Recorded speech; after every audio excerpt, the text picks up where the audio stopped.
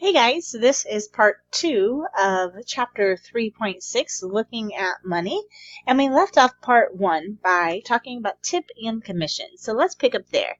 The tip is the amount paid for a personal service. We're used to tipping our server at a restaurant, or maybe you tip the person who cuts your hair, or maybe you offer a tip to the person who fixes your coffee. There are several people who receive tips, whether it's on the receipt where you write the tip or maybe just in a tip jar. But it's an extra amount that you pay them for their personal service. We figure out a tip by taking the tip rate times the total bill to figure out the tip.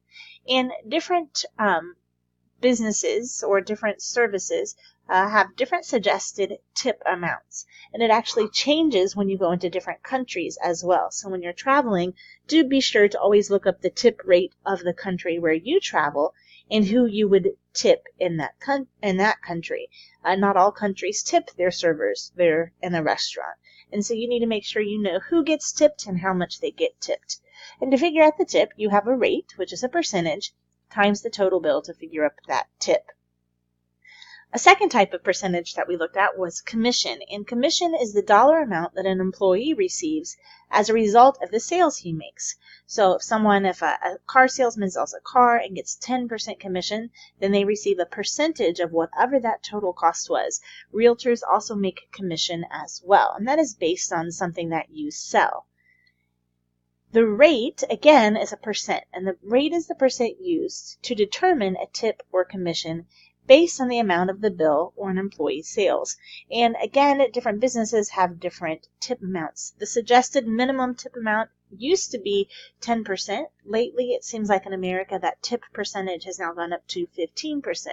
Real estate agents make different percentages based on whatever state they're working out of and also their experience.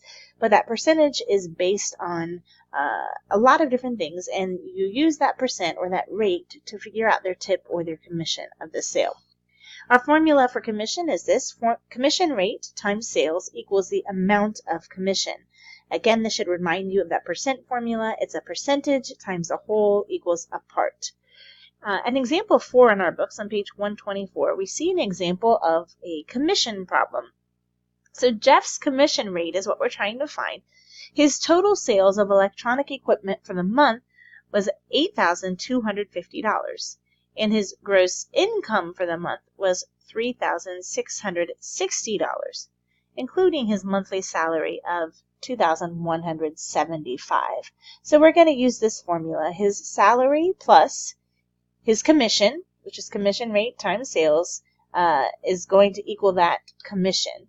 We know his salary, we're told, is $2,175.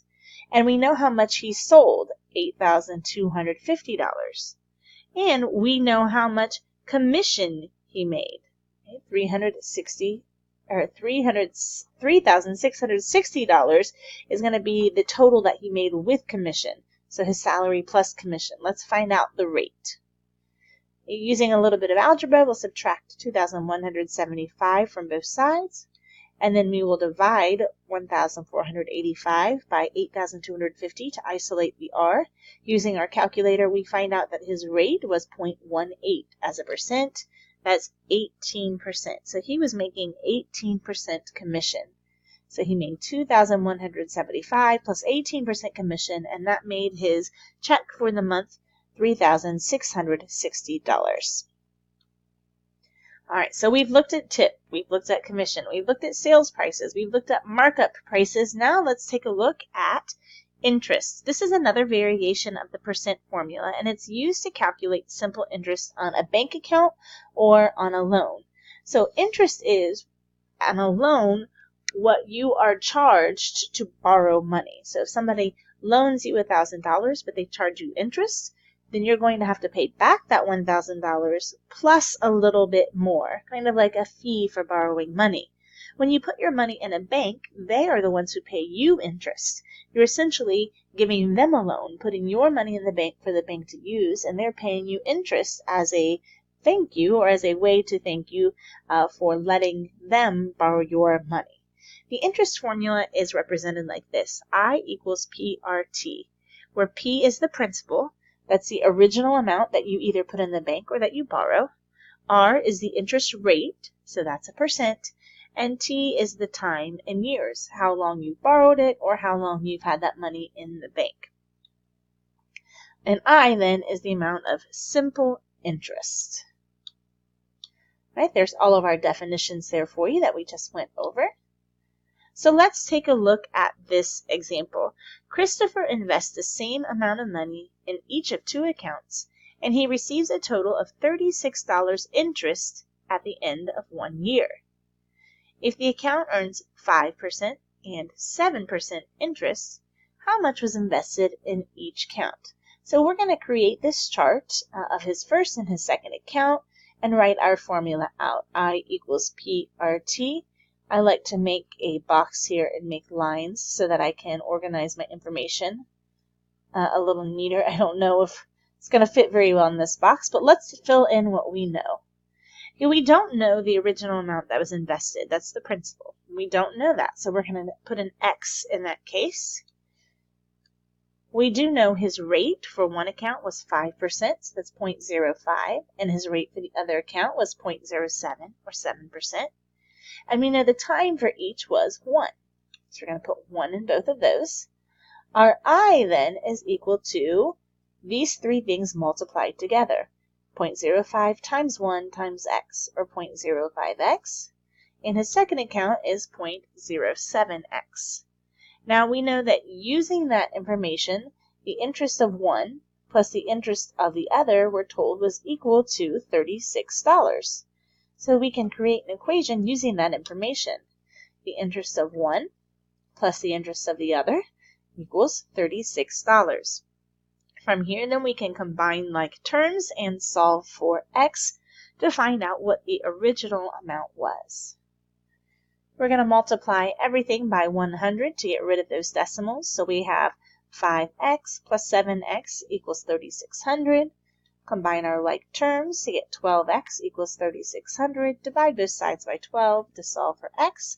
X equals $300. So we know that our original principal was $300 in each account. We can go back and plug that in to make sure our math was done correctly, and it does check out. All right, here's another one. I equals PRT. Again, I'm going to try and draw my lines, although they don't fit very well with what's already typed into the slides, and my lines aren't very neat to begin with. I'm drawing these freehand, but let's go ahead and draw this chart here and fill in what we know. Robert borrowed $500 at a simple interest rate of 6%. Okay, so we know the principal and we know the interest rate. 3 months later, he borrowed an additional $900 at 8%. So we now know a second amount and a second percent. If he paid off both loans at the same time and paid $33 in interest, how many months did he borrow each amount of money? Okay, let's fill in what we know. We know the principal for the first account was $500, and the principal for the second account was $900. His rate for the first account was 0.06, 6%, and his rate for the second account was 0.08. We know that he borrowed the first one. We don't know how long. The question was how many months. So X represents what we don't know. We do know that he borrowed the second one. It says how many months later? 3 months later. Well, 3 months is 1/4 of a year.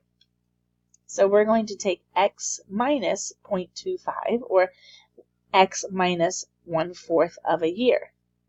Then let's fill out that I column. I is just the first three boxes here multiplied together. So 500 times 0.06 times x, and 900 times 0.08 times x minus 0.025.